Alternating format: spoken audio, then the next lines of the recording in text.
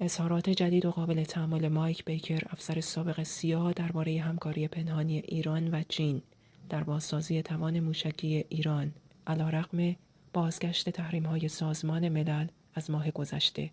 چند ماه بعد از جنگ 12 روزه ایران بی سر و صدا مشغول بازسازی و افزایش توان موشکی خود است و چین نیز نقشی کلیدی در این زمینه ایفا می‌کند، به ویژه در تامین مواد اولیه و به خصوص تامین ماده شیمیایی که برای تولید سوخت جامد موشک‌های بالستیک به کار می‌رود.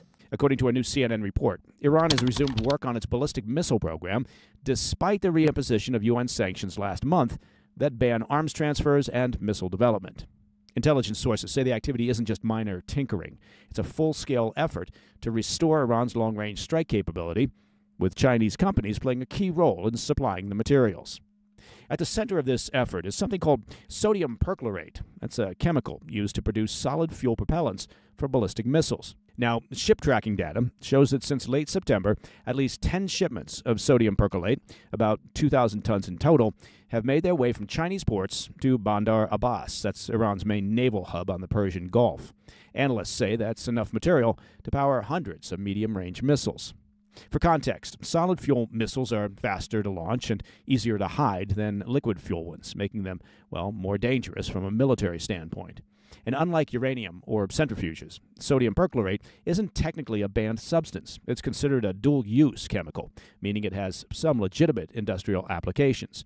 That ambiguity gives Beijing some political cover to say that it's not violating sanctions, even though the quantities and destinations are, of course, raising eyebrows across Western capitals. U.S. and European intelligence officials told CNN that these shipments began almost immediately after sanctions snapped back into place last month. That timing, they say, shows both Tehran's defiance and Beijing's willingness to look the other way, if not actively assist.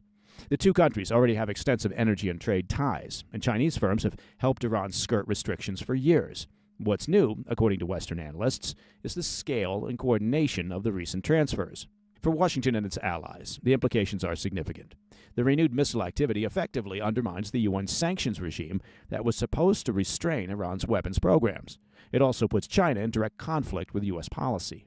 The Biden administration has already sanctioned or had already sanctioned several Chinese firms for aiding Iran's oil exports. Now, similar penalties could extend to companies tied to missile materials. For Israel, this development is even more immediate. A revived Iranian missile arsenal, even if not yet nuclear armed, poses a serious threat, especially if it includes precision-guided systems that are capable of striking deep inside Israeli territory. Military planners in Tel Aviv are already warning that Iran could return to its pre-war capacity within months if current trends continue. Taken together, the picture that's emerging is one of a country rearming underground and resupplying by sea, all while the world's attention drifts elsewhere. Iran's partnership with China gives it both the materials and the political cover to rebuild faster than expected. سرچ مدیا